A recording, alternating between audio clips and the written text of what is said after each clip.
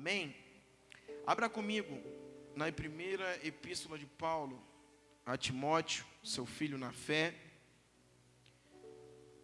capítulo 2.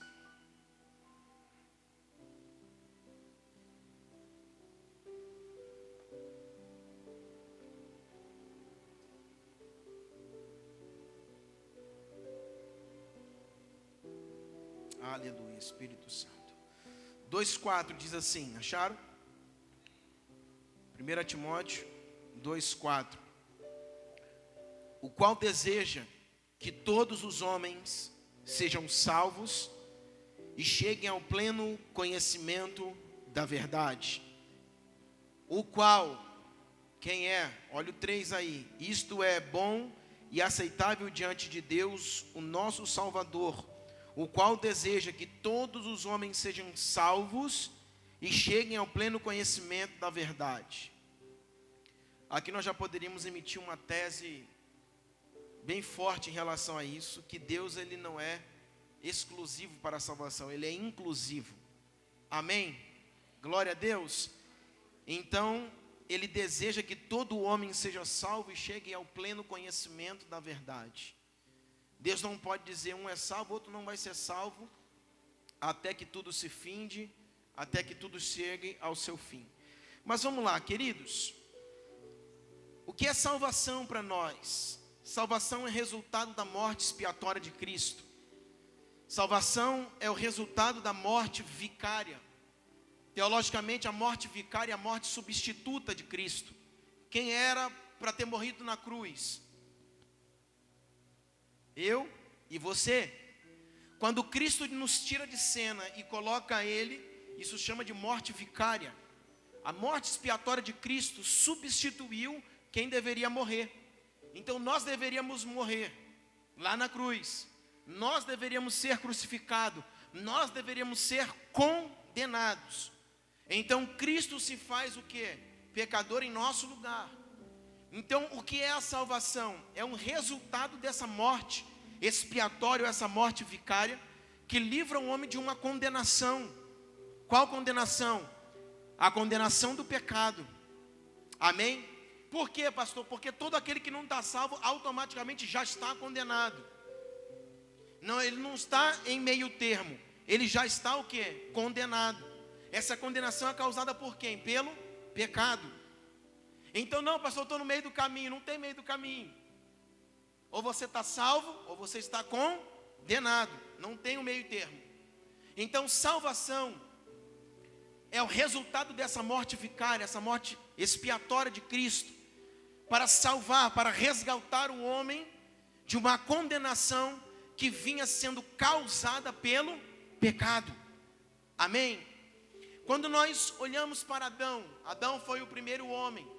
E a Bíblia fala que Adão foi, obviamente, o primeiro Adão, e Cristo foi chamado o último Adão, porque há uma relação, porque na verdade Adão é uma tipologia do Cristo. Então há uma relação entre um e outro. Quando Adão veio, ele veio como reflexo da glória de Deus. Deus havia feito no Éden um jardim, chamado Jardim do Éden, porque era colocado num local chamado Éden. Então Deus fez um jardim para que o homem habitasse lá. Esse jardim era um espaço físico na terra, e Deus ia colocar um homem. Deus fez Adão do pó da terra e foi colocado ele lá, ele estava lá bonitinho, amém? A Bíblia vai dizer em Salmos 7 ou 8, que um pouco menor do que Elohim, Elohim é a pessoa, né, de Deus no hebraico, um pouco menor do que Elohim o fizeste, e de honra e de glória o coroastes. A Bíblia vai dizer que um pouco menor, algumas versões podem dizer que um pouco menor do que os anjos, mas essa versão pelo original está errada, porque a Bíblia correta, a gente comparando com o hebraico, a Bíblia ali não é anjos, mas Elohim, que é a pessoa de Deus no plural. Eloá é Deus, Elohim é a pessoa de Deus no plural, a trindade. Então a Bíblia vai dizer ali que um pouco menor do que Deus, Ele nos fez, e de honra e de glória Ele nos coroou. Então quando nós olhamos para Adão, nós vemos a pessoa de um homem dentro desse jardim, sendo quem? A coroa da criação, sendo o reflexo da glória de Deus. Então Deus está olhando para ele e está dizendo: este cara é o contato meu com a terra, eu fiz a terra, mas ele é o ponto de contato entre céus e terra. Amém? Então nisso Deus está apostando, Deus está olhando para Adão e fazendo com que Adão fosse um reflexo, a coroa da criação, um embaixador. Amém? Lá da América, por exemplo, há um embaixador dentro do Brasil. Ele representa quem? A América. Nós, como Paulo diz, somos embaixadores de Cristo. Adão era um embaixador de Deus. Ele era o representante. Ele era o reflexo da glória de Deus. Mas nós sabemos que Adão vai fazer o quê? Vai pecar, vai desobedecer. E nós chamamos isso da queda. Ele, na verdade, ali caiu. E aí o que foi feito? Foi expulso do jardim, aquele negócio todo que nós conhecemos. Irmãos, preste atenção.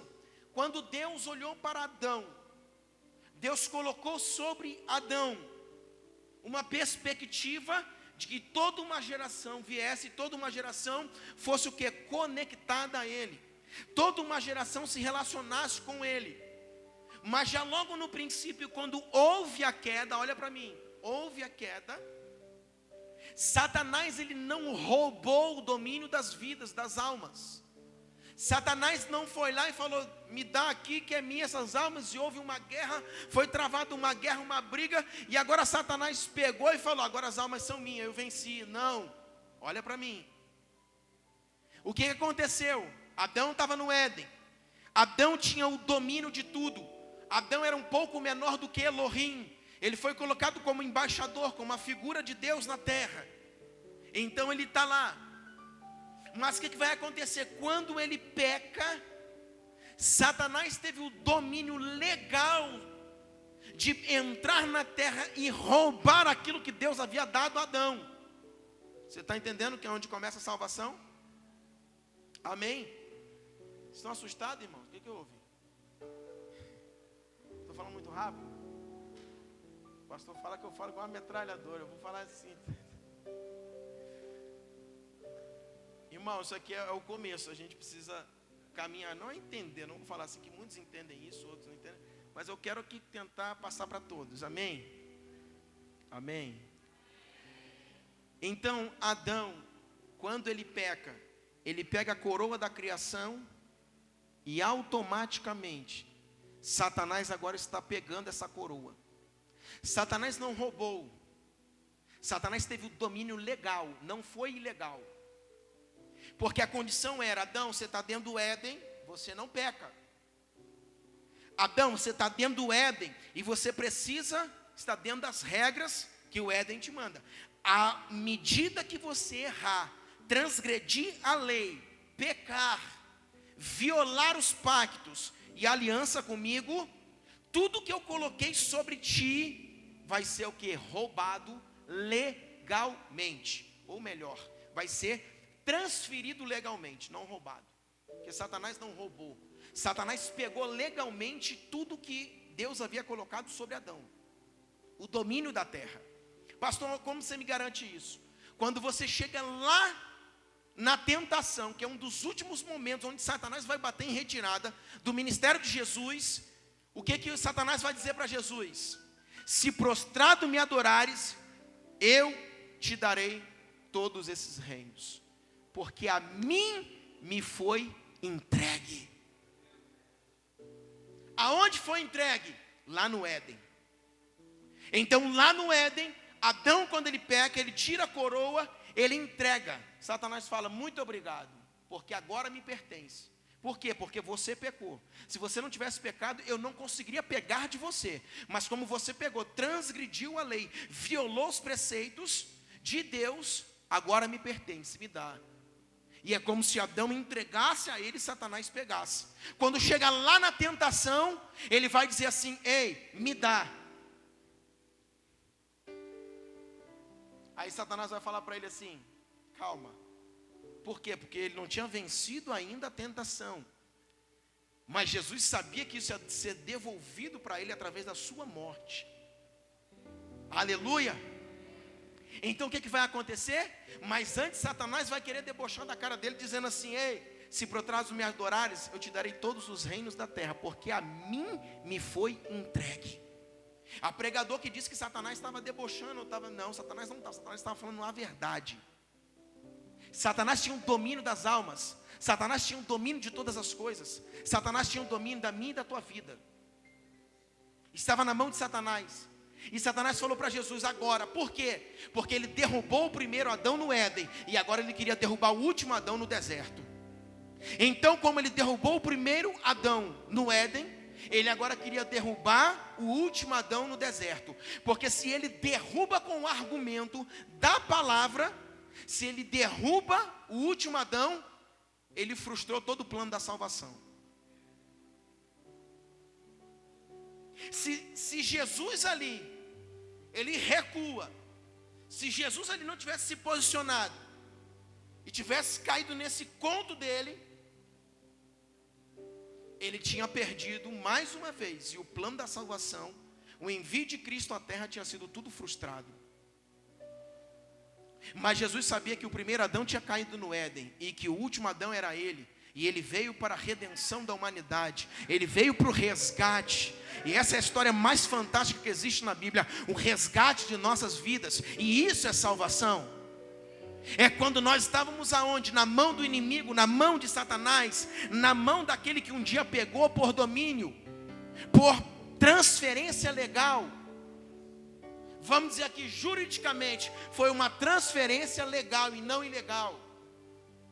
Então agora ele está com o domínio das vidas nas mãos. E ele fala para Jesus: se prostrados me adorares, eu te darei. Aí você fala, mas o que ele tem? Não tem nada. Tinha tudo. Já viu o pregador dizendo, ele não tem nem a chave da casa dele, ele não tem nada. Alô, quem já ouviu? Ninguém nunca ouviu? Amém, alguém já ouviu? Mas por quê, irmão? Porque ele agora não tem. Mas vai falar isso antes da crucificação, antes do deserto. Ah, não tem nada, ele ia pegar aqui, ó. Aqui que eu peguei no Éden, eu tenho tudo, a terra me pertence. A minha, a tua vida, a vida da humanidade está comigo. Então Jesus se apresenta e sabia que realmente estava na mão dele. E ele disse, por mim, porque por mim foi entregue. Aquilo tinha sido transferido legalmente para Satanás. E agora Satanás tem o domínio. Pastor, o que é salvação? A salvação é o resultado da morte vicária. Jesus, ele veio à terra, passou por essa experiência, na tentação foi até chegar o quê? A cruz. A Bíblia vai dizer que ele tinha uma intrépida resolução de ir para Jerusalém. Jerusalém era o seu lugar do seu propósito. Qual era o propósito dele? Ir para as nações, morrer na cruz por nós. E ele sabia que ele estava indo para Jerusalém, e não para dar uma pregada, e não para ser o grande evangelista, não para ser o grande apóstolo, mas ele tinha uma intrépida resolução de ir para Jerusalém, mas sabendo que ele ia entrar em Jerusalém, e lá ele seria morto. O que é salvação, pastor? Salvação é o resultado dessa morte expiatória, o resultado dessa morte vicária, substituta de Cristo por nós na cruz. Por quê? Porque o homem estava em condenação pelo pecado, através do pecado. O homem não ia ser condenado, ele já estava condenado. E por já estar condenado, alguém tinha que vir fazer o resgate. Na antiga aliança tinha a morte daqueles animais, que não era o perdão do pecado. O pecado não era apagado, o pecado era encoberto. O sangue dos animais vinha para a remissão também, mas essa remissão não era tirar, não era apagar o pecado, era apenas encobrir. Quando Jesus vem, ele vem realmente para apagar, para nos redimir, para nos limpar, para nos purificar totalmente do pecado. Porque não era o sangue de animais, mas o sangue do Filho de Deus. Amém? Então isso é salvação, querido. Uma história tremenda, verídica e brilhante, poderosa e tremenda, irmãos. Que é o resultado de uma morte expiatória. Uma morte substituta, vicária de Cristo na cruz. Por quê? Porque o homem estava em condenação por causa do pecado, causada pelo pecado. Irmãos, Jesus, ele não veio apenas pregando um evangelho chamado evangelho da salvação. Por quê? Porque salvação, ela é um dos, vamos dizer assim, um dos itens que tem no pacote do reino de Deus. Jesus sempre, quando ele veio pregando, ele veio falando sobre o evangelho do reino de Deus. Ele não veio falando do evangelho da salvação, mas do evangelho do reino. Por quê? Porque dentro do pacote chamado reino tem a salvação, tem o perdão, amém? Então salvação, ela é algo que existe no meio de um pacote em que nós assinamos esta, vamos dizer, essa proposta, esse pacto com Deus e temos direito à salvação. Mas Jesus veio pregando o evangelho não apenas da salvação, mas do reino de Deus, algo mais amplo, porque salvação é o meio pelo qual Deus te leva para si, Deus te toma, Deus te resgatou, amém? Mas a vida com Deus não é só isso. Nós não estamos aqui apenas para ser salvos, aleluia. Nós estamos aqui para desfrutar de uma vida com Cristo, de uma vida com Deus. Até porque a gente não está falando de escatologia, mas se eu for falar para você que você vai morar no céu, a Bíblia não diz que você vai morar no céu. Amém? A Bíblia vai dizer, Apocalipse 22, novos céus e nova terra, e via ela descendo dos céus, ataviado, noivo e a noiva. Nós subiremos para as bodas do Cordeiro, nós ceiaremos com ele, nós passaremos um tempo, e depois a noiva ataviada, a igreja, a nova Jerusalém que desce dos céus. Ei, nós vamos voltar para essa terra, mas em corpo glorificado. Aleluia!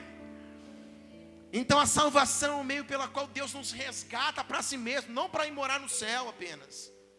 Porque nós não vamos ficar o tempo todo no céu, nós vamos retornar à terra. Apocalipse 22, eu via ela ataviada descendo dos céus. Amém? Então a Bíblia vai dizer, irmãos, que a salvação é isso, é o meio pela qual Deus vai nos introduzir a Ele novamente. Nós seremos resgatados.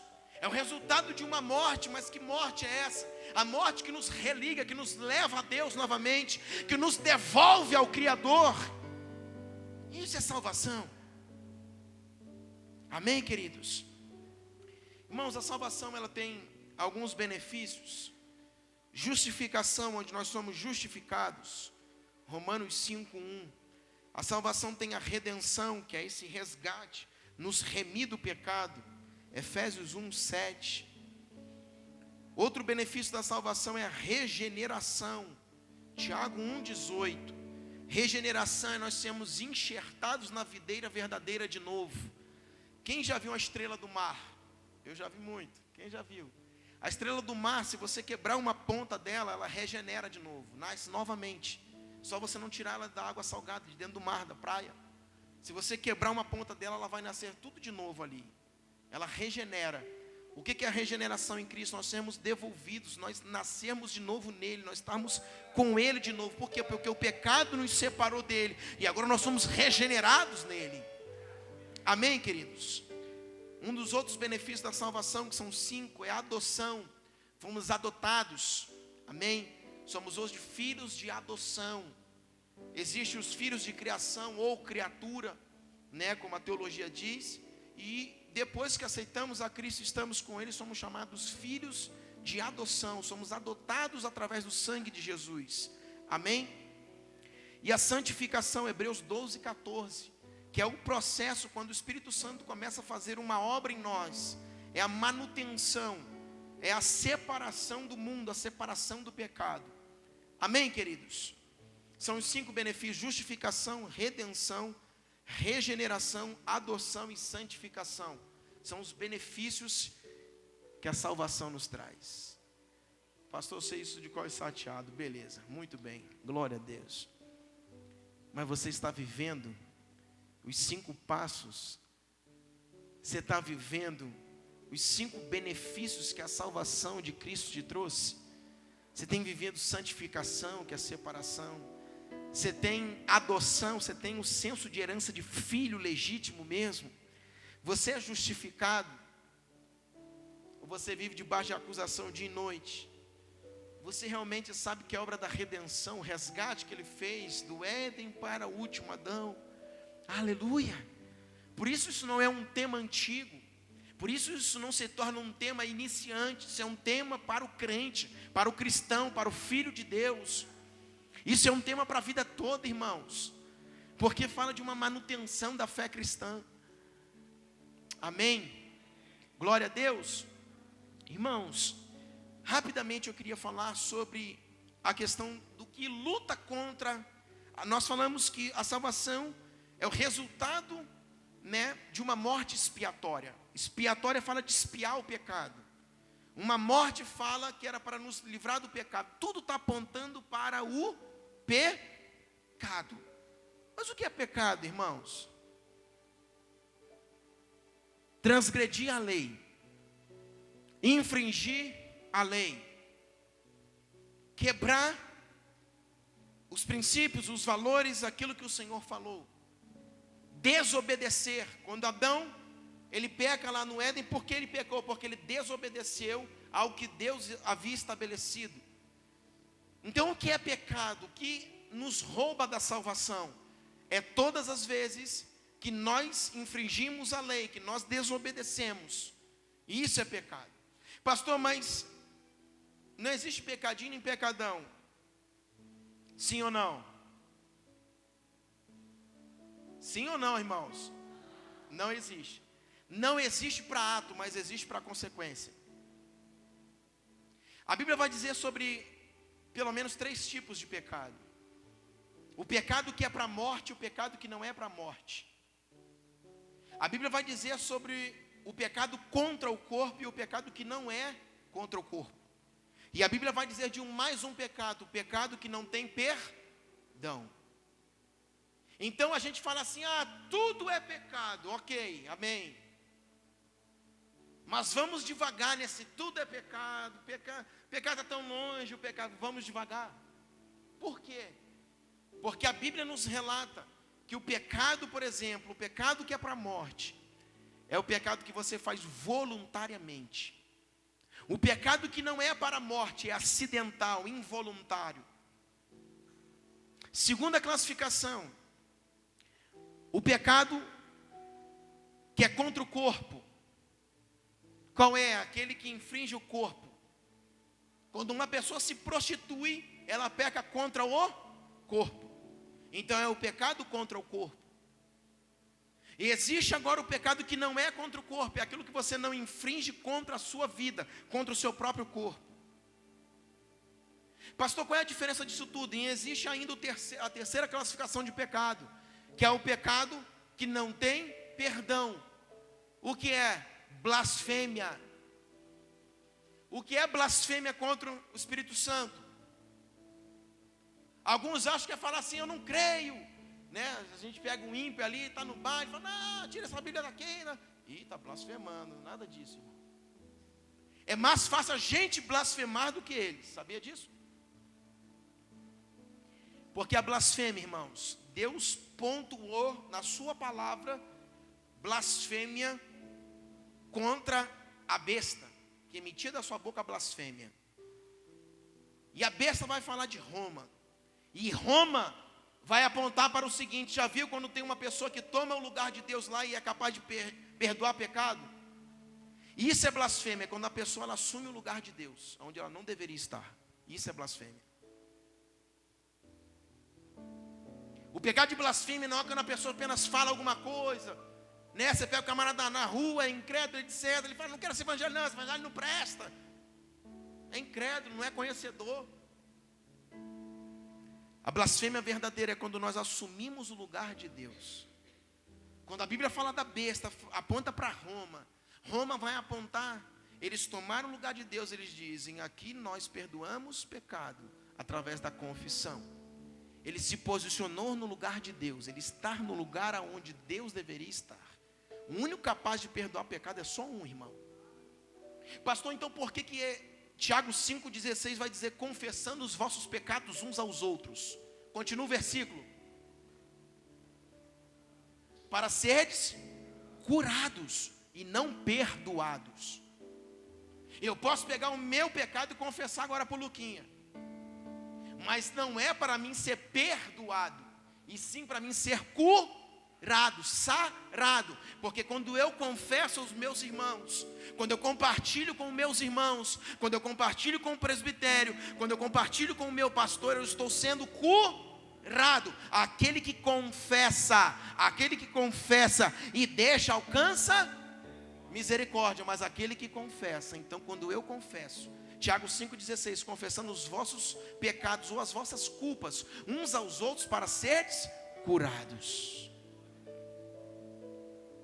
Então eu não confesso pecado a ninguém, para ninguém me perdoar. Mas Roma estabeleceu, está no seu decreto papal, nós somos capazes de perdoar pecado. E isso é blasfêmia, se colocar no lugar do eterno. Amém? E isso é o pecado que não tem perdão.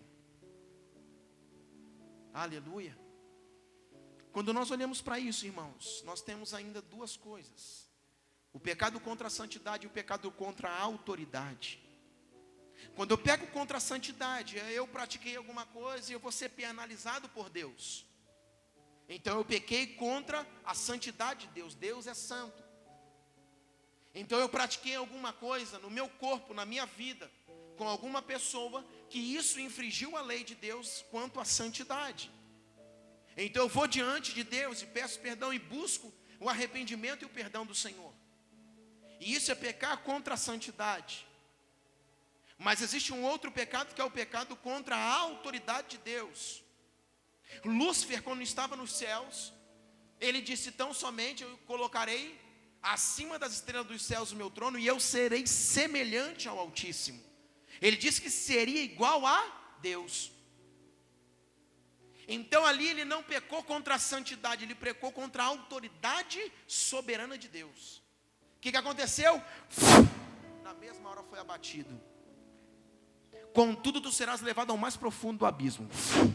Foi. O evangelista vai dizer que viu Satanás caindo como um raio.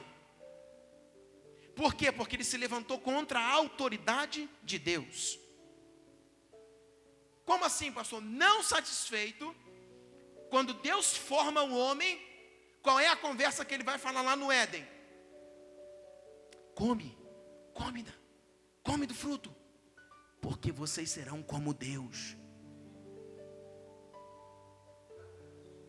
Ele queria que o homem pecasse contra a autoridade de Deus, porque como ele foi abatido dos céus, agora ele queria pegar a quem Deus formou. Então lá nos céus, ele foi abatido, porque nos céus ele se levantou contra a autoridade de Deus. E agora ele vem para o homem, como ele não conseguiu nos céus e foi abatido, Deus criou o homem na terra, ele vem pegar o homem, para que o homem peque também contra a autoridade de Deus. O homem pecou, fez aquilo que ele falou, mas não se levantou contra a sua autoridade. Então considerou-se apenas uma desobediência. Pecou. Mas o pecado dele era: eu serei semelhante ao Altíssimo. Amém? Então quando nós falamos, irmãos, de salvação, desse resgate, dessa morte expiatória de Cristo, para nos tirar de condenação, a condenação é causada pelo pecado. Eu estou condenado por quê? Pelo pecado. Todos pecaram e destituídos foram da glória de Deus. Todos pecaram, porque quando o pai Adão peca, isso caiu sobre nós. Mas havia um plano de redenção, de resgate da humanidade, através de Cristo Jesus, o Cordeiro que iria morrer mais à frente. Mas isso não nos isenta de brincarmos com o pecado. Amém? Glória a Deus ou não? A Bíblia vai dizer assim: ora, as obras da carne são conhecidas como prostituição. Quem sabe o que é? Amém? Prostituição, impureza, lascívia. O que é lascívia? Sensualidade. Você vê por aí, irmãos? Cuide do seu corpo, porque lascívia, sensualidade é pecado. Idolatria. Não, porque eles estão lá idolatrando a santa. E você idolatra quem? Nós idolatramos quem? Tudo que você põe no lugar de Deus é idolatria. Você acordou, a primeira coisa que você pensou, os vendedores aqui, hoje um dia de venda, sim ou não? Sim ou não? Hoje um dia de venda. O que você fez? Não só porque você quer ganhar, quer abençoar a sua família, etc. Mas ele se colocou no lugar de Deus, as suas vendas. Isso é idolatria. E eu acho lindo porque toda manhã eu recebo uma mensagem sua, eu falo, esse varão está no devocional. O pastor está lá no devocional. Eu acho lindo isso. Aleluia. Idolatria é tudo que você coloca no lugar de Deus. Então não é só aqueles que estão na igreja católica lá, aqueles que futuramente serão nossos irmãozinhos lá em Cristo, eles estão lá idolatrando a santa, lá os idólatras. Tudo que nós colocamos no lugar de Deus é idolatria. Amém? Então fuja da idolatria, porque a obra da carne é pecado. Feitiçarias, inimizades, porfias. O que é porfias? Brigas, ciúmes. Alguém tem ciúme aí? Iras, discórdias, dissensões, facções, invejas, bebedices, glutonarias e coisas semelhantes a esta, a respeito dos quais eu vos declaro, como já outrora vos prevenir, não herdarão o reino de Deus os que tais coisas praticam. Salvação foi salva 20 anos atrás, pastor, está tranquilo. Como diz os, está favorável, né? Como diz o, está tranquilo, perturbado aí. Está mesmo? Será? Está favorável para o teu lado? Quando nós olhamos, irmãos, nós precisamos nos enquadrar nisso aqui, porque isso é pecado. As igrejas do hoje não falam mais sobre pecado. Não expõe mais o que é pecado. E pecado só faz a gente, não é descer nem redondo, descer quadrado. Porque a gente quer, a gente parece que tem a Bíblia, a gente vai descendo quadrado. Aleluia. Quando Jesus teve a morte vicária, substituta, dizendo, eu estou tirando eles da cruz, estou colocando eu estou me fazendo pecado por eles, mas que eles vivam uma vida separada. E quando nós nos enquadramos nas obras da carne, nós estamos dizendo, tomando por profano o sangue da nova aliança.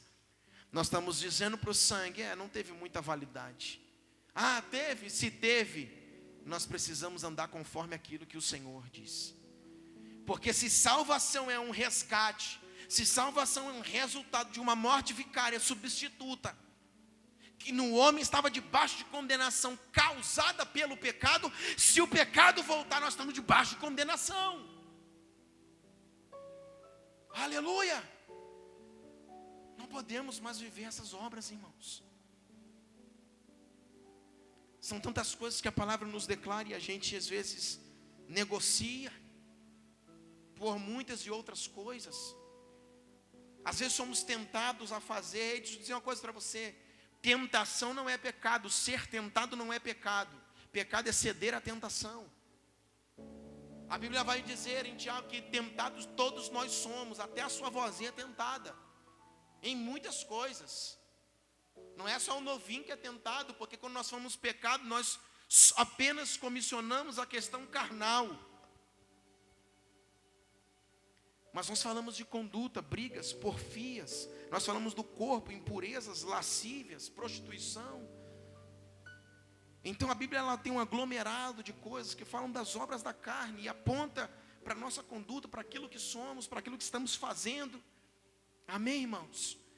Então quando a Bíblia vai falar de pecado, aonde um homem estava debaixo de condenação, e Cristo veio para nos resgatar de uma condenação causada pelo pecado, é para que nós viéssemos sair da obra, do domínio do pecado. Por quê? Porque o pecado ele mata, ele destrói, ele corrói. Amém, irmãos? É possível viver uma vida separada? Sim, é possível. Pastor, sem pecar? Não vou dizer sem pecar, Porque o único que não pecou foi Jesus, foi Cristo. Debaixo da plenitude que ele tinha. Por quê? Porque ele viveu a plenitude, a totalidade do Espírito nele. E por isso ele fazia e se movia em muitas coisas. Mas, irmãos, para nós foi nos dado o Espírito Santo. Foi nos dado a palavra onde meditamos. E o Espírito Santo que é o nosso termômetro. Pastor, por que então que eu não largo o pecado? Por que que eu não peco? Porque você não alimenta o leão que está dentro de você. Como assim, pastor? Tem um leão chamado leão da tribo de Judá dentro de você, doido para rugir contra o pecado. Mas sabe o que acontece? Você nutre, você alimenta mais o pecado do que aquele que habita em ti. E então você não tem forças contra o pecado. Amém? Nós só vamos ter força contra o pecado quando eu nutrir, quando eu alimentar aquilo que está dentro de mim. Amém, irmãos? Glória a Deus. Salvação, queridos. Lembra que nós falamos no batismo? Um dos requisitos para sermos salvos é o batismo. Porque o batismo vai apontar o quê? Uma confissão de fé, uma confissão de pecado e arrependimento. Lembra-se do batismo? Quem lembra? Arrependimento está falando de passado. Confissão de pecado. Eu era um pecador, eu pequei, eu fiz. Está falando de passado. Mas confissão em Jesus Cristo está falando de futuro. Lembra-se? Então, para nós sermos salvos, nós precisamos ser batizados. Falamos aqui, pastor, a pessoa que não se batizou, etc e tal, já falamos. Acontece que todos aqueles que tiveram a possibilidade de batismo e não foram batizados, não serão salvos. Assim a Bíblia diz. Amém? Mas se nós temos a possibilidade, precisamos nos batizar. Porque o batismo é um novo nascimento, é uma confissão de Jesus Cristo. É um arrependimento da antiga vida. Amém? Então, o batismo é um dos requisitos para nós sermos salvos. Você não tem como chegar diante, de Jesus, lá diante de Deus, naquele grande dia. Nós fomos batizados, mas por que não foi batizado? Porque eu não quis, mas eu sempre acreditei. Não, irmãos, publicamente, no batismo você está expressando a sua confissão de fé em Jesus Cristo. Amém, queridos? Glória a Deus. Irmãos, nós estamos começando a caminhar para salvação. Vamos lá. Pastor, salvação. Como que nós alcançamos a salvação? Como que a salvação nos é dada? Abra sua Bíblia em Efésios. E agora a maior discussão da teologia desse planeta. Vamos lá. Glória a Deus. Efésios capítulo 1. Vamos aí. Efésios que gerou toda essa bênção. Glória a Deus. Aleluia. Efésios é uma bênção. Diga, é uma bênção. Eu não sei porque Paulo escreveu tanta coisa a respeito disso aqui lá para a igreja de Éfeso. Oh, meu Deus. Glória a Deus. Bendito Deus e Pai de nosso Senhor e Salvador Jesus Cristo, que nos tem abençoado com toda sorte de bênção nas regiões celestiais em Cristo. Assim como nos escolheu. Como nos escolheu nele, antes da fundação do mundo, para sermos santos e irrepreensíveis perante ele, em amor. Que mais? Nos predestinou para ele, para a adoção de filhos por meio de Jesus Cristo, segundo o beneplácito de sua vontade, para o louvor da glória de sua graça, e ele nos concedeu gratuitamente no amado, o qual temos a redenção. Vamos ler o contexto. A qual temos a redenção pelo sangue, a remissão dos pecados segundo a riqueza de sua graça, que Deus derramou abundantemente sobre nós em toda a sabedoria e prudência. Amém? Depois continuamos, vamos lá. Querido, como é que somos salvos? O que é a salvação? Salvação, eu falei, um ato de Deus para o homem, aonde Deus nos resgata para si mesmo, através da morte do seu Filho, aonde nós estávamos condenados por causa do pecado. Amém? A Bíblia vai dizer aqui, Efésios também 2:8, Porque pela graça sois salvos mediante a fé, e isto não vem de vós, é dom de Deus. Não de obras, para que ninguém se glorie, pois somos feituras dele, criado em Jesus Cristo para boas obras, os quais Deus de antemão preparou para que andássemos nela. Amém? Então, como é que há esse ato de salvação? A Bíblia vai dizer que a salvação é pela graça, mediante a fé. Sabemos que graça é o que, irmãos? Favor imerecido. É o maior termo, na verdade, que a teologia colocou. E realmente isso, é um favor que Deus faz, mesmo sem nós merecermos. Amém? Isso é salvação. Somos salvos pela graça mediante a fé. Quando nós lemos isso aqui, há duas vertentes, chamada calvinismo, que vem de John Calvino, que foi um homem pós-reforma, lá pelo século, creio, 16, 17. Ele veio pregando, ele veio falando, e ficou chamada tese de calvinista, que ele fala da salvação pela graça. Há um outro chamado Armínios, que são os arminianos, que fala da salvação pela graça com algumas condições. Ok, são duas vertentes. Vou dizer a verdade para você, são duas brigas desde que Calvino começou a existir, e isso perdura até hoje. Mas nós queremos aqui não bater em ninguém, e nós queremos andar aqui nas duas linhas, e vai dar tudo certo. Aleluia! Glória a Deus! Então vamos lá, a salvação é pela graça mediante a fé. Beleza. O que é graça? Favor imerecido. Então eu merecia? Não. Salvação é um ato de Deus para com o homem, nos trazendo um favor. Qual é o favor? A salvação, mas sem merecimento. Então nós não merecíamos, mas o ato redentor, o ato salvífico de Deus, olhou para nós e falou: você será salvo, vem para mim. Ok, salvação pela graça. Mas a Bíblia vai dizer salvação pela graça mediante a fé, ou através da fé. O que isso significa para nós? Salvação pela graça. Graça, ato de Deus para com o homem. Mas espera aí, não é só salvação pela graça e acabou. É salvação pela graça mediante a fé. A fé de quem? Nossa.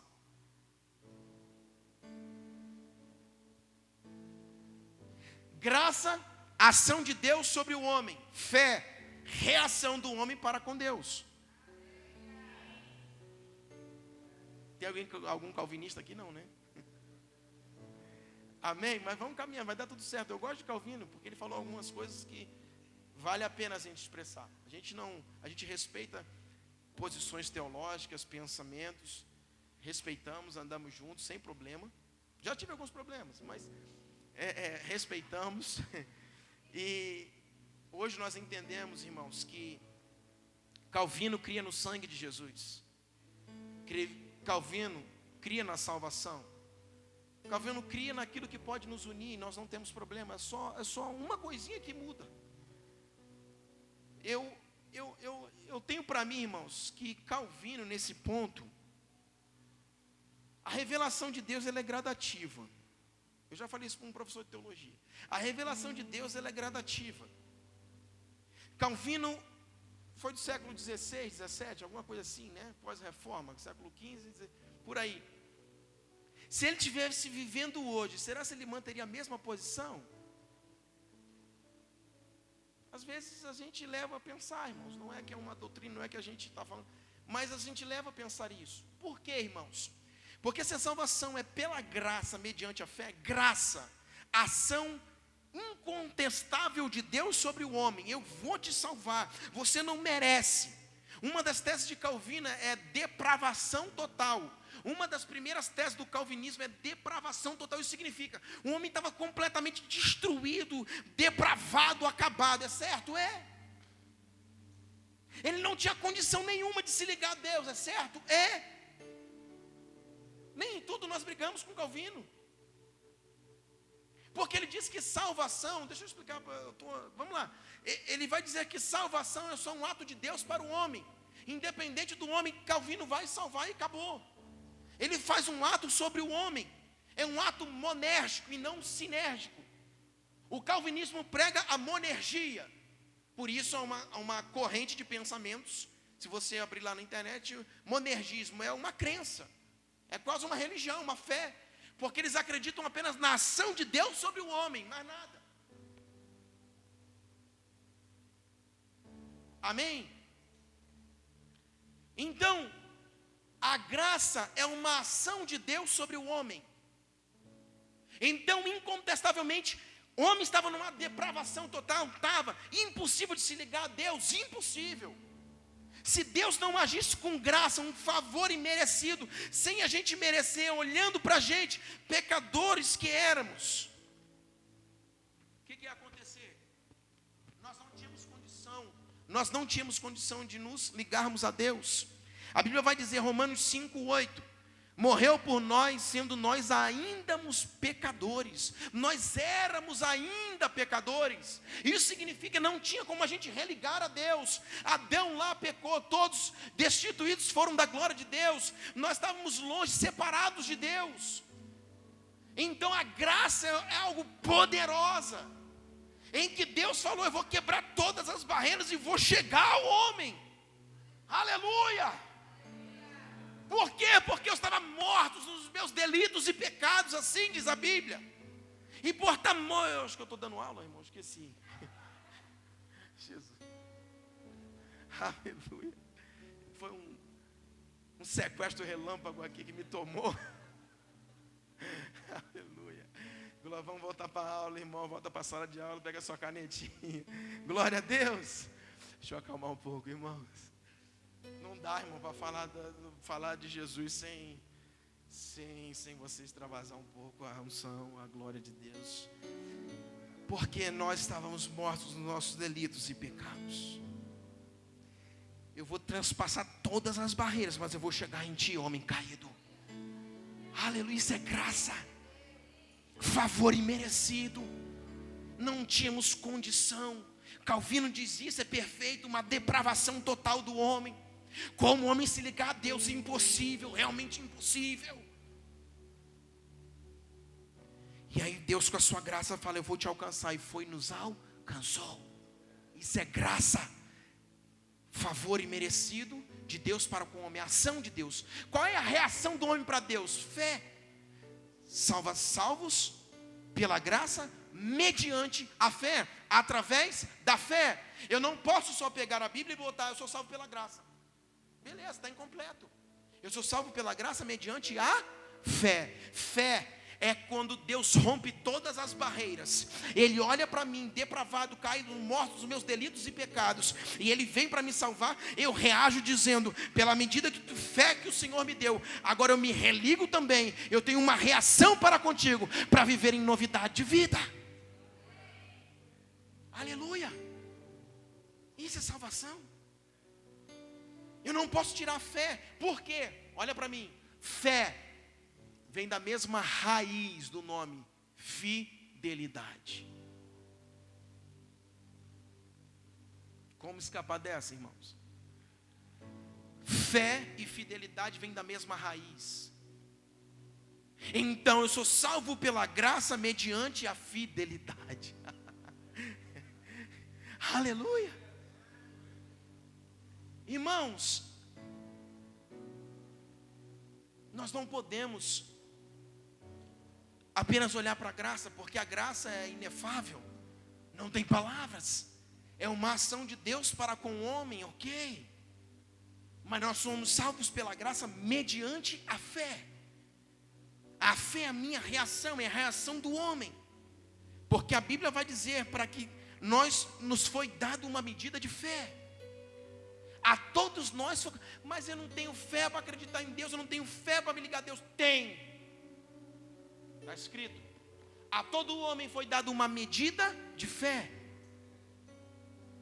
Por que essa fé não cresce? Por que essa fé não aumenta? Por que eu não consigo reagir? Volta a falar, porque não alimento. Se você pegar o seu cachorro de estimação, não deixar sem alimentar, ele morre. Fé Deus colocou dentro de você, uma medida de fé, e você precisa alimentar. Por quê, pastor? Porque fé não foi feita só para mim alcançar coisas. Também foi, eu não posso dizer que não é só para alcançar coisas. Por quê? Porque se credes, verás a glória de Deus. Então nós vamos ver muito texto na nova aliança, Jesus falando sobre a fé, para que nós pudéssemos alcançar alguma coisa.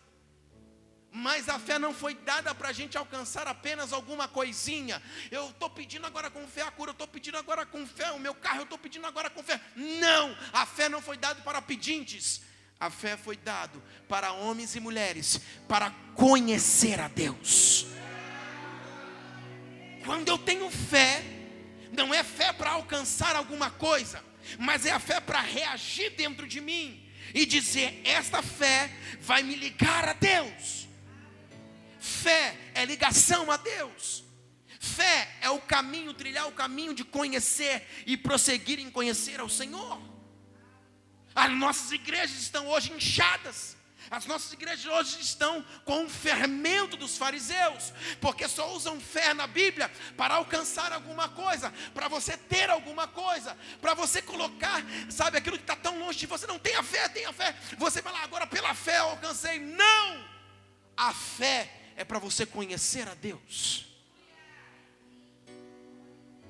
Aleluia! Fé é para conhecer a Deus.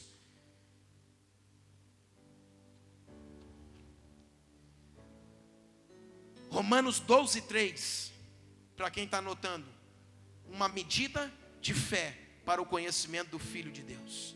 Romanos 12:3. Então fé é aquilo que te leva a conhecer a Deus. Quando a fé traz uma revelação para você, a revelação não é só para pregar, a revelação não é só para anunciar Cristo, mas a revelação vem para abrir dentro de nós um entendimento de quem Deus é. Lembra-se de Pedro? Quem eu sou? Ninguém sabia. Quem eu sou? Ninguém sabia. De repente Pedro fala: tu és o Cristo, filho do... Não foi a carne nem o sangue que te revelou, mas meu Pai. Quando Pedro teve a revelação, ele viu quem Jesus era. Toda revelação que vem pela medida de fé revela quem Cristo é dentro de você. Se você está achando que fé é só para você alcançar alguma coisa, você está no tempo de Roma. Nós não somos mais romanizados. A nossa fé é para conhecer a Deus. Por isso a Bíblia vai dizer: somos salvos pela graça. Ação redentora, poderosa, inefável, sem explicação. Mortos os nossos delitos e pecados, pecadores caídos. Uma ação poderosa, violenta de Deus sobre a humanidade, dizendo: nada me prende. O meu negócio é com a humanidade. Adão lá pecou, todos foram afastados, mas agora eu decido me levantar em graça, inaugurar um novo tempo. A lei passou e através do meu filho inauguro a graça, chegando mais perto do homem, um favor que eles não merecem. Uma ação poderosa de Deus, mas essa ação poderosa vai dar uma reação para os céus. Qual é? Uma medida de fé, de fidelidade, para conhecer e prosseguir em conhecer ao Senhor. Aleluia, aleluia. Então eu sou salvo pela graça, amém. Mas continua um pouquinho, mediante, através da fé. Fé é fidelidade, amém. Deus teve uma ação, por isso a minha linha teológica, a minha sustentação teológica, a minha fundamentação de pensamento é que eu não sou monérgico, eu sou sinérgico. Há uma ação de Deus para o homem e do homem para Deus. Não penso como os calvinistas, eu penso como os arminianos. Eu não posso achar que a ação de Deus foi poderosa, me alcançou, eu estava em depravação, ok, tudo isso, mas agora eu sou salvo. Meu pensamento, a minha sustentação teológica. Agora eu sou salvo, amém, mas eu fui salvo. E eu não tenho uma reação para com Deus. Fé é fidelidade. Fé aponta para uma reação para aquilo que Deus agiu sobre o homem, sobre a humanidade. Amém? Glória a Deus. E aí, Continuando. Assim como também nos escolheu antes da fundação do mundo. Olha para mim. Vamos aqui abrir só um pouquinho. Calvino vai dizer algo. Há uma tese dos fundamentos do calvinismo que fala sobre eleição incondicional. O que significa isso? Olha para mim. Antes da fundação do mundo, está aqui. Vamos lá. É muito próximo, irmãos. Deus escolheu. Amém? Calvino vai dizer que antes de tudo acontecer, antes da fundação do mundo, Deus escolheu pessoas para serem salvas e outras para condenação. Então você vem à terra já com um destino. Você pisa na terra já com um destino. Amém? Isso é a tese calvinista. Eleição incondicional, que aponta para a soberania. Deus é soberano e vai ter uma eleição incondicional. O que é eleição incondicional? Que é o terceiro fundamento do calvinismo. Que ele vai dizer que antes de tudo, Deus olhou para o homem e falou: você vai ser salvo e você não. Aí me quebra, irmãos. Eu respeito você, calvinista, mas aí me quebra, irmãos. Pastor, mas está escrito aqui em Efésios: Ele nos escolheu, olha aqui, assim como nos escolheu. Fala de escolha, fala de eleição. Nele, antes da fundação do mundo. Foi daqui que Calvino tirou. Irmãos, olha para mim. Deus nos escolheu antes da fundação do mundo? Sim, está escrito aqui. Mas Ele escolheu a humanidade que seria salva antes da fundação do mundo. Por isso que a Bíblia vai dizer que o Cordeiro morreu antes da fundação do mundo. Por quê? Porque Deus onisciente sabia que o homem iria pecar e que havia um plano de resgate e de redenção. Então, para os planos de Deus, Jesus já tinha até morrido. Está escrito. Por quê? Porque quando fala que Ele escolheu, Ele não escolheu a Nicole. Ele escolheu todos aqueles que decidem ter vida santa. Essa é a escolha de Deus. Não escolheu o Rodrigo. O Rodrigo está salvo. A Nicole está perdida. Não. Não é nome, é geração. São filhos. Todos aqueles que através do sangue se chegarem através do perdão terão a salvação, todos. Então Ele nos escolheu quem? Uma geração, e não pessoas em si. Então não tem como dizer que eu fui escolhido para ter a salvação e aquele que está ali foi escolhido para ser perdido. Irmãos, é difícil conceber isso. Eleição incondicional, eu já discuti muito isso, irmãos. Eu falei, meu filho, eu entendo, eu acho que a gente vai morar no céu junto, mas lá em cima a gente vai discutir de novo, porque não tem como conceber um negócio desse. Aleluia. Pastor, você está aqui? Não estou querendo nada. Eu estou até te falando o que Calvino pensa. Se você quiser pensar como ele, amém, irmãos. Aleluia. Aleluia. Aleluia, irmão. Dá uma desconcentrada aí, meu Deus. Então Ele nos elegeu. Nos elegeu quem? Nós. Quem? Aqueles que seriam santos e irrepreensíveis diante de Cristo. É uma eleição para um povo, eleição para a humanidade. Comecei dizendo 1 Timóteo 4:2. Qual é a vontade do Senhor? Que todos cheguem o quê? A serem salvos e cheguem ao pleno conhecimento da verdade. Se todos são todos. Eu não posso dizer que, não, Deus antes da fundação do mundo, Ele escolheu alguns para serem salvos. Não há sustentação, irmãos. Os calvinistas acham aqui, mas nossos irmãos, amém? Então Ele nos escolheu, irmãos, nele, antes da fundação do mundo, vírgula, olha a vírgula aqui, para sermos o quê? Santos e irrepreensíveis perante Ele em amor. Quem que Ele escolheu?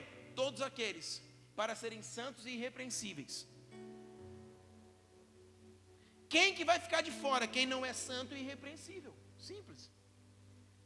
Amém? Amém, irmãos? Estão comigo? Glória a Deus. Continuando.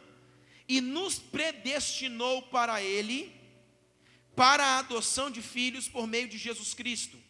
Vamos lá. Pastor, predestinação existe? Existe, à luz da Bíblia. Mas não é Calvino que dizia, mas ele tirou a palavra daqui. O que está escrito na sua Bíblia? Nos predestinou, sim ou não? Sim. Só que o conceito que Calvino usava, o conceito que alguns pastores usam, que é, para mim, inconcebível. Não tenho sustentação bíblica para Bruno, não consigo. Mas aqui, nos predestinou para Ele, para a adoção de filhos. Ei, o que é predestinação? A Bíblia vai dizer que primeiro aqui Ele nos elegeu, nos escolheu. Então a Bíblia vai falar sobre eleição e predestinação. O que é eleição? É a escolha de Deus. Ele nos escolheu. Então eleição é a escolha. Mas que escolha, pastor? Acabei de falar.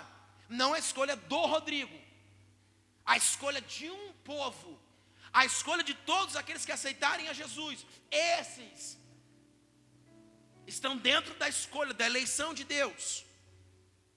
Então eleição é o termo usado para a escolha de Deus. Pastor, mas quem são esses eleitos? Só pode ser eleito quem se candidata.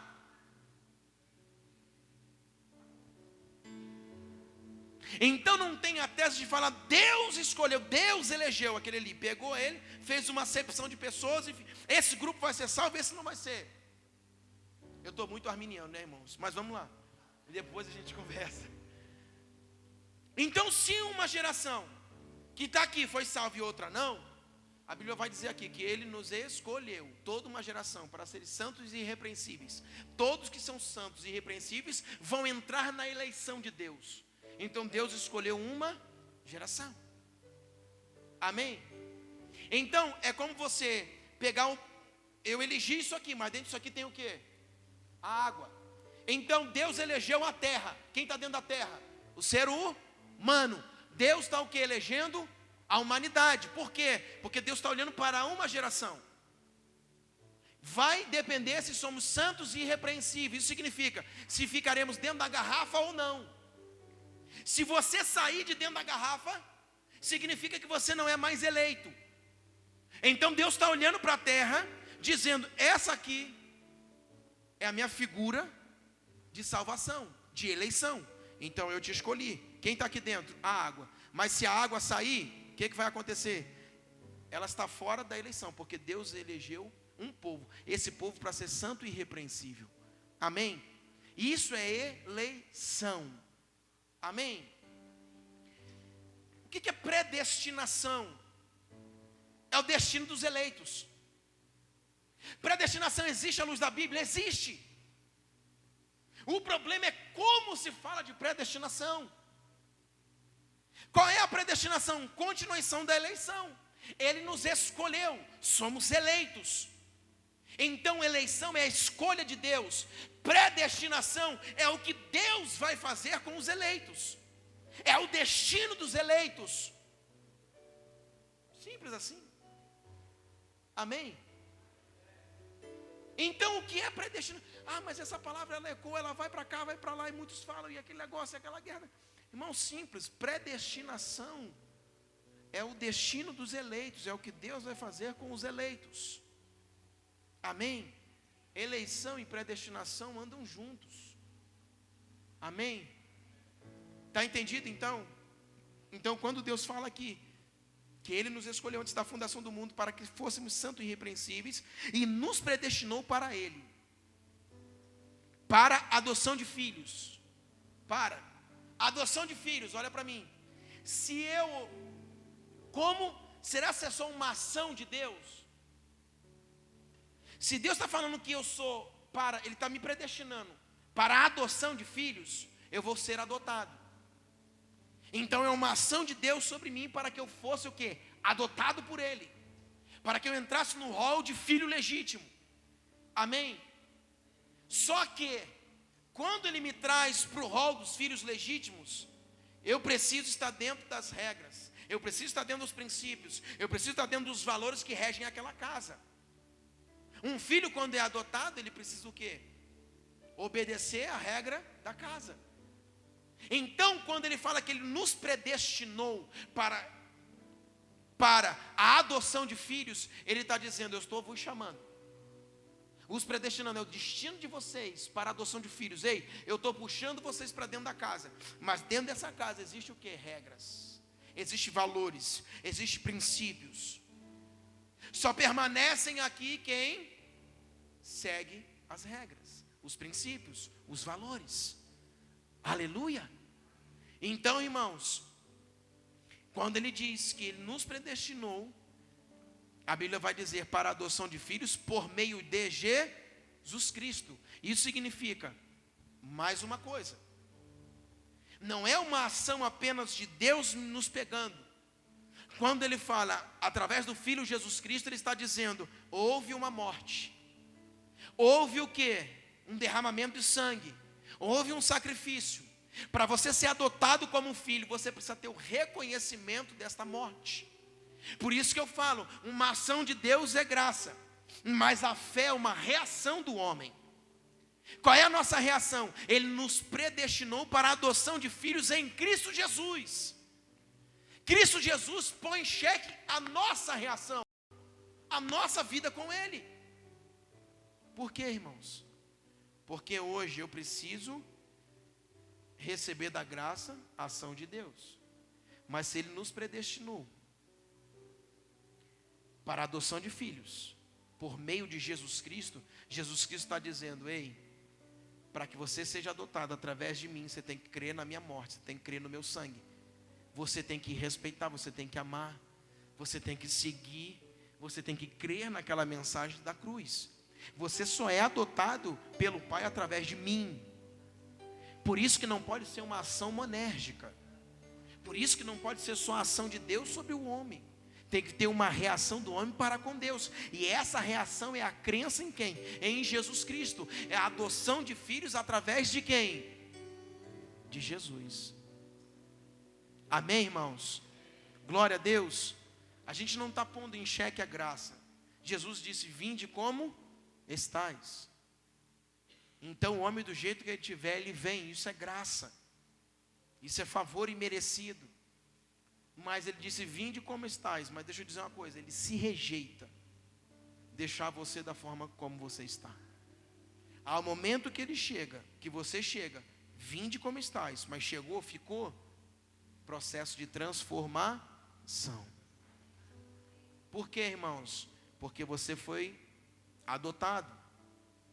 E através de Jesus, e pelo modo, por intermédio de Jesus, agora vai começar-se um processo de santificação, de regeneração, de transformação na sua vida. Por quê? Porque a morte de Jesus está em xeque aqui. Amém, queridos? Glória a Deus. Alguma dúvida? Ou nós vamos caminhar, vamos terminar. Irmãos, vamos lá. Livre-arbítrio, pastor. Se a pessoa, ela foi predestinada, como diz Calvino, por exemplo. Um foi dado para a salvação, o outro foi dado para a perdição. Aonde está o livre-arbítrio dessas pessoas? Calvino, em uma de suas teses, ele chega a dizer e falar da condenação dessas pessoas. Isso significa, se um grupo foi condenado e outro grupo foi salvo, onde está livre-arbítrio, o direito de escolha? O único ser dotado de escolha somos nós. O seu cachorrinho não tem escolha, ele tem medo. Quando você vai para lá, não é a escolha dele, é o medo que ele tem de você. Aleluia. O único ser dotado de decisão e de escolha somos nós. Então Deus colocou em nós, Deus não empurrou em nós. Salmo 139 vai dizer, depois você lê aí, Salmo 139, vai falar sobre que Deus havia escrito os nossos dias antes que eles mesmos haviam existido. Pastor, então isso parece meio com uma predestinação calvinista, dizendo que antes que eu nascesse, Deus havia escrito os meus dias. Sim, Deus escreveu os seus dias, está escrito Salmo 139. Deus escreveu os seus dias, irmãos, Salmo 139, 16. E os teus olhos viram o meu corpo ainda informe. E no teu livro todas essas coisas foram escritas, os quais em continuação foram formadas, quando nem ainda uma delas havia. Tudo foi escrito ao nosso respeito. O problema é, irmãos, que quando Deus escreveu ao nosso respeito, Ele não te obrigou a viver aquilo.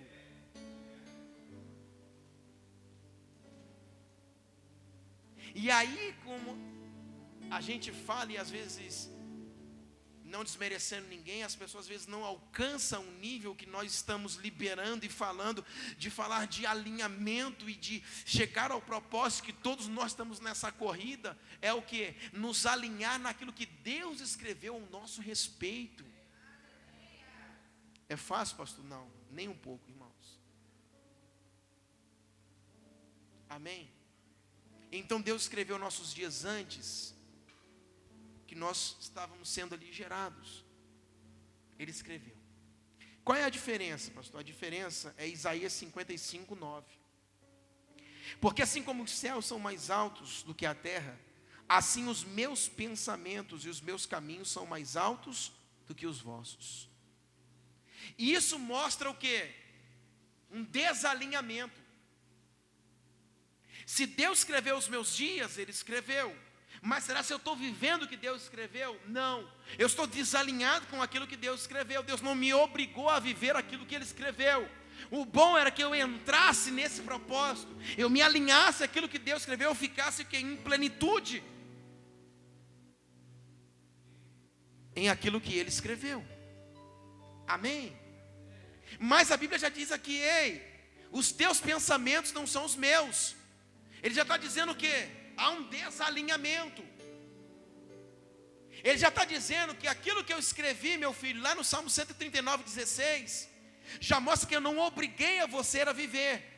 Porque talvez os teus pensamentos não estão em conformidade com os meus são mais altos. Os teus caminhos talvez são mais baixos do que os meus, filhos. Então eu estou dizendo que eu escrevi os teus dias, mas você talvez não está vivendo eles. Você não alcançou a viver aquilo que eu escrevi ao teu respeito. O que seria a predestinação calvinista? Dizer que Deus escreveu os meus dias e eu sou obrigado a viver aquilo que Deus falou. Como Calvino diz, alguns foram escolhidos, eleitos e são salvos, e outros foram predestinados a serem condenados, e outros são predestinados a serem salvos. Amém, irmãos? Amém. Glória a Deus. Estão cansados? Aleluia. Mais um pouquinho, vamos ou não? Vamos ou não vamos, irmãos? Aleluia. Então, irmãos, aqui já dá essa grande diferença, tá? Irmãos, quando a gente olha para a Bíblia, a gente vê uma participação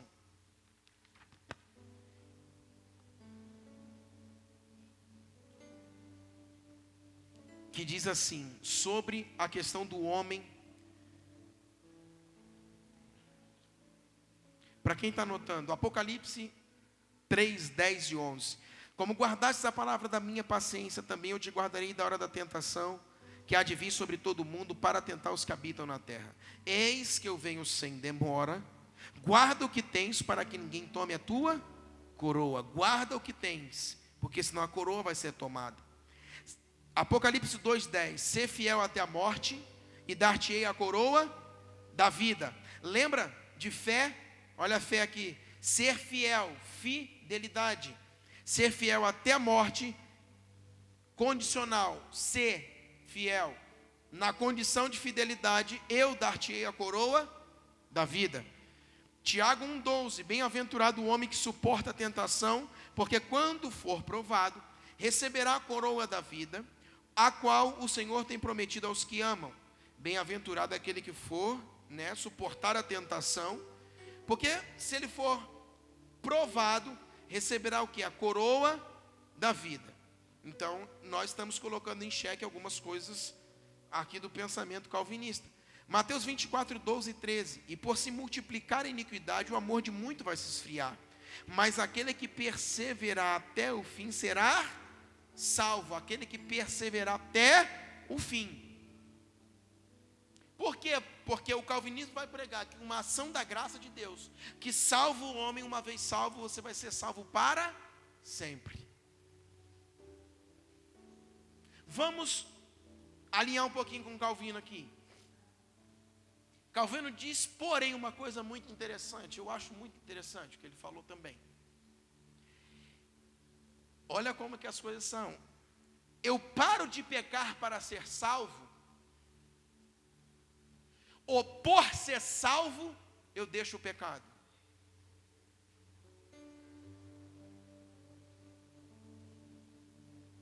Alô? Eu deixo de pecar para ser salvo, ou por ser salvo, eu produzo obras, frutos de arrependimento e deixo de pecar.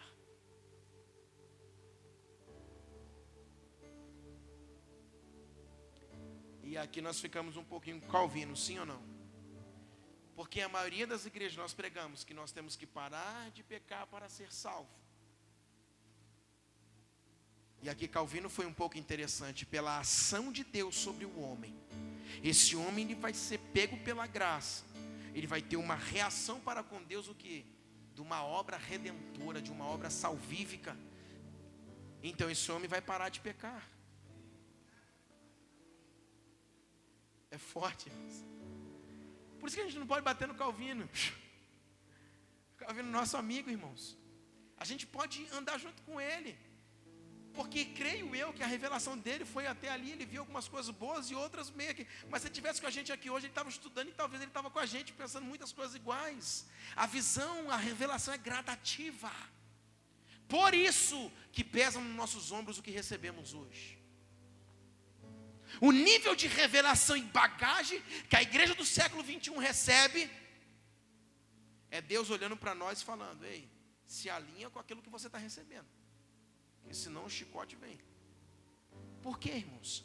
Porque estamos com uma mochila pesada, uma bagagem de entendimento, de revelação. Isso não é à toa, nem em vão. Ai, meu Deus, senti um arrepio naquele culto. Meu Deus, xaracandarai. Meu Deus, foi terra, foi terremoto. Foi. Agora pratica, rapaz, senão o chicote vai. Por quê, irmãos? Porque não é sentar no banco, é ser bom, aleluia. Irmão, a gente sai daqui, glória a Deus, tudo isso que você sabe. Mas a bagagem, a revelação, ela é progressiva. Deus vai iluminando, vai abrindo os caminhos, vai abrindo. Hoje o entendimento que nós estamos tendo a respeito do reino, daquilo que o Senhor fala, nos dá mais responsabilidade. Por isso que hoje o mover apostólico, profético, vamos fazer, vamos acontecer. Calma. Vamos fazer, vamos acontecer, mas com muita calma. Por quê? Porque isso nos dá responsabilidade. Nos coloca num lugar de muita responsabilidade. Aleluia. Glória a Deus. Então, irmãos, quando nós olhamos para essas bases, nós paramos de pecar para ser salvo?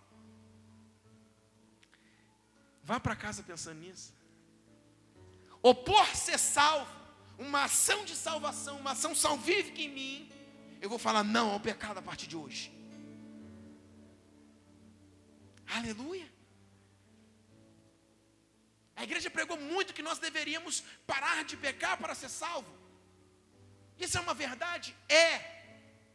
Mas acho que a continuidade disso é, eu parei de pecar, agora eu sou salvo. E por ser salvo, eu não peco mais. Eu deixo o pecado. Eu não vivo mais na prática dele. Aleluia. Amém, irmãos? Então a Bíblia nos dá algumas bases que fala de ser fiel até a morte. Para Ele nos dar a coroa da salvação, a coroa da vida.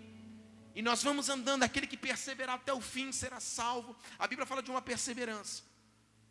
Calvino já dizia que essa salvação não era perdida. E agora, o que achamos? Porque a ação de Deus sobre o homem, estou indo para o final, irmãos. A ação de Deus sobre o homem, ele era salvo. E a pergunta que eles fazem, quem foi que salvou? Foi Deus ou foi o homem? Foi Deus. E se Deus que salvou, ele não se perde mais.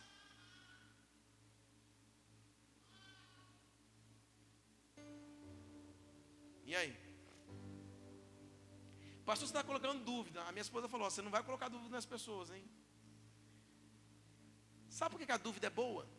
Porque você não vai sair daqui dizendo, eu entendi essa aula toda, eu posso até dar uma aula também. Não, você vai sair daqui com a pulga atrás da orelha, e em vez de dormir, você vai pegar um livro, vai pegar a Bíblia e vai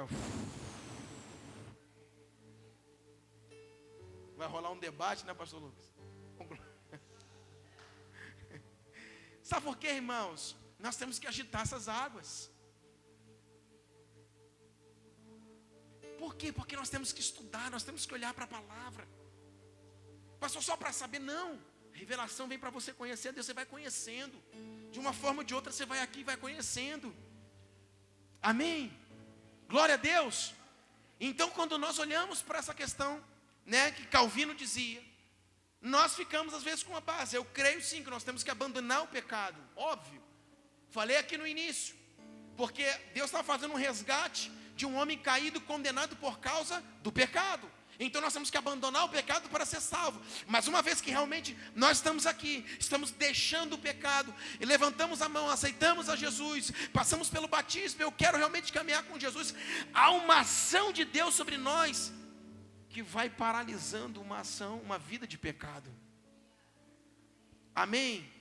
Nós temos que produzir obras de um salvo.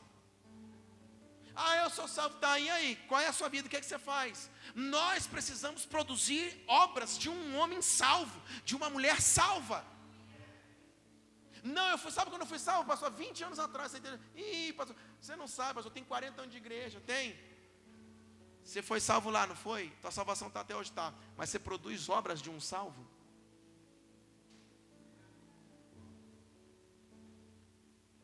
Vida cristã é manutenção, é continuidade. Amém? Nós precisamos produzir obras de um salvo. Por isso que eu não descarto aqui o que Calvino falou. Ele fala, por um homem ser salvo, ele vai produzir, ele vai parar de pecar. É forte, irmão. É tremendo também. Eu uni uma coisa a outra. Para mim é uma coisa e outra. Eu parei de pecar e estou entrando na salvação. E agora sou salvo porque eu me arrependi. E a partir de agora realmente também eu preciso produzir obras de um salvo. Amém? Glória a Deus, porque se eu não estou produzindo, irmãos, talvez nem salvo eu estou. E aí eles falam, mas eu perco a salvação, não perde. Não, para mim, na visão arminiana, eu perco a salvação. Para Calvino, a salvação nunca é perdida. Porque se foi Deus quem salvou, Deus não vai te deixar. Ih, pastor, não, vamos ler um pouquinho. Para Calvino, a salvação não é perdida. É uma ação de Deus. Uma vez salvo, você vai ser salvo para sempre. A minha consideração teológica que me sustenta é que eu estou produzindo obras de um salvo. Eu entendo também, por isso que eu não descarto tudo que Calvino diz. Eu entendo também que pessoas que entraram dentro de uma igreja, ficaram aqui um ano, depois hoje estão lavando a vida no pecado, também nunca tiveram um encontro com Deus. Nunca tiveram um encontro genuíno. Pastor, mas você vê aqui? Não, nunca tiveram um encontro. Pode estar fraco na fé, pode estar, esmurecendo, pode acontecer. Mas uma pessoa que vem aqui e depois se lança lá fora, irmãos, nunca conheceu o Filho de Deus, nunca teve uma experiência genuína com Jesus. É por isso que sustenta Calvino isso. Porque o cara que é salvo, que teve uma ação de Deus mesmo, ele vai produzir, ele vai crescer cada dia mais. E isso também é profundo. Nós temos que catar isso para nós. Amém? Glória a Deus. Então fica em xeque, a salvação é perdida ou não? Particularmente, para mim pode ser perdida. Por quê, pastor? Eu vou dizer para você.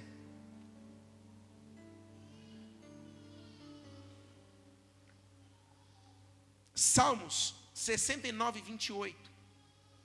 Sejam riscados do livro dos vivos e não sejam escritos com os justos. Apocalipse 3, 5. Ao que vencer será vestido de vestes brancas, e de maneira nenhuma riscarei o seu nome do livro da vida, e confessarei o seu nome diante de meu Pai e diante dos seus anjos. Isso significa, a Bíblia está falando de riscar o nome do livro da vida. Livro da vida é o livro que Deus vai abrir com os nossos nomes, o nome dos salvos naquele grande dia. E a Bíblia fala de riscar o nome do livro da vida. Ora, se foi riscada porque um dia estava escrito. Como eu creio numa ação sinérgica, Deus agindo, mas o homem reagindo, eu creio que Deus está agindo, mas que eu posso falhar na minha reação com Deus, e isso pode me levar a uma queda, e essa queda vai fazer com que o meu nome seja riscado do livro da vida, e eu perca a minha salvação. Senhor, mas em teu nome nós curamos, expulsamos. Apartai-vos de mim, vós que praticais a iniquidade. Pastor, mas você não sabe se aquele que também operou alguma coisa estava salvo. Realmente, aí nós não podemos julgar. Você vê como que a salvação é fácil, não vou na aula não, porque é muito fácil.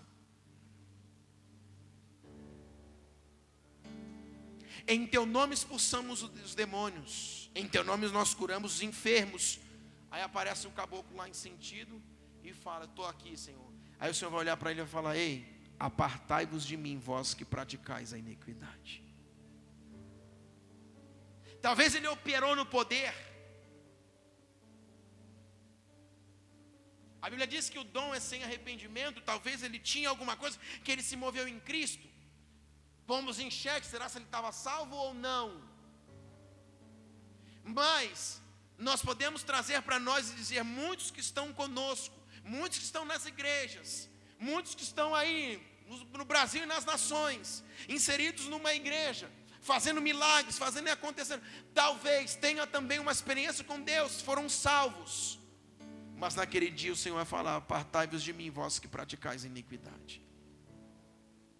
Isso significa que estavam salvos, mas naquele grande dia eles foram condenados, porque foi o dia do julgamento, o dia em que nós vamos ter que comparecer diante dele, todos nós sem exceção, nós vamos comparecer diante do tribunal de Cristo. E aí, irmãos, nós seremos julgados. Então, quando nós falamos se a salvação ela pode ser perdida ou não, irmãos, creio eu que sim, porque nomes serão riscados do livro da vida, e para esses nomes serem riscados, irmãos, alguém perdeu a salvação. Indo para o final, quando nós falamos uma vez salvo, salvo para sempre, a Bíblia vai dizer que o salário do pecado é a morte, mas o dom gratuito de Deus é a vida eterna. Uma pessoa assim que estava salva, como ela pode ser salva para sempre, se ela em certo momento na sua reação com Deus ela falha? E a Bíblia diz que o salário do pecado é a morte. Se ela entra em uma vida errada, ela será condenada. A minha base teológica diz que a salvação é um estado. Hoje eu estou salvo, amanhã eu posso. Se eu falar isso dentro de Calvino, ele me mata. Hoje eu estou salvo, mas amanhã eu posso não estar mais salvo. Depende da minha vida. Mas aonde que eles sustentam isso? Para a gente acabar, para a gente ir para o final. Se disse que era básico. Porque pela graça sois salvos mediante a fé, isso não vem de vós. Pronto. Aqui Calvino se baseou. Porque pela graça sois salvos mediante a fé, e isso não vem de vós, é dom de Deus, não de obras para que ninguém se glorie. Quando Deus está falando aqui que a salvação, ela não vem de vós, é óbvio. Salvação vem de quem? De Deus. É uma ação de Deus sobre o homem. Mas para o homem que quer, para o homem que o aceita. Amém? Então, irmãos, nós temos que pegar o contexto. Jesus aqui, quando Paulo está falando aqui, mas agora em Cristo, vós, no 13, mas agora em Cristo, vós que antes estávamos longe, fostes aproximados pelo sangue de Cristo. Irmãos, está falando de condicional a todo tempo e todo instante. Não é uma ação de Deus sobre o homem, está salvo, acabou salvo para sempre. Está falando de uma condicional constante. Mas agora em Cristo Jesus, fala da cruz. Vós que antes estavais longe, fostes aproximados pelo sangue. Tem que crer no sangue, tem que permanecer na vida com Cristo, porque Ele é a nossa paz, o qual de ambos fez um, e tendo derribado a parede de separação que estava no meio, a inimizade aboliu a sua carne, a lei do mandamento, da forma das ordenanças, para que dos dois criassem em si mesmo um novo homem, fazendo a paz, e reconciliasse ambos em um só corpo para com Deus, pelo intermédio da cruz, destruindo por ela a inimizade. Estávamos separados. Agora, pelo sangue, pela fé, pela fidelidade, pela crença, por acreditar na morte vicária, eu sou ligado a Deus. Uma vez que eu desacredito, que eu ponho em xeque a morte. Por quê? Pastor, não, mas eu creio. Mas a conduta da minha vida vai dizer se realmente eu creio. E aqui eu quero acabar. Tá bom por hoje, amém? A conduta da minha vida vai dizer. Não, eu creio no sangue de... Tá, qual é a conduta da sua vida? Quando a Bíblia está dizendo aqui, ela está falando não apenas daquilo que você faz. Por isso que a Bíblia diz que não é por obras. Porque senão eu fiz isso. Quando a Bíblia diz que a salvação não é por obras, é para que ninguém se glorie, não, porque eu dei muita comida aos pobres, eu fiz isso, eu fiz aquilo, então não interessa o que você fez. Quem você é, e não o que você fez. Isso é salvação. É claro que nós, como eu falei aqui, nós vamos produzir obras de um salvo. A fé em Jesus Cristo vai produzir uma reação. Primeiro dentro de nós e depois fora.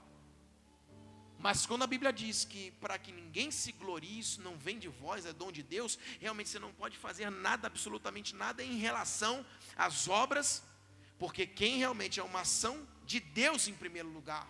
Nós não poderíamos fazer nada se não fosse a ação da graça de Deus sobre nós. Amém? Está entendido? Então agora nós reagimos com a nossa fé para conhecer e prosseguir em conhecer o Senhor. Amém, queridos? Fique de pé.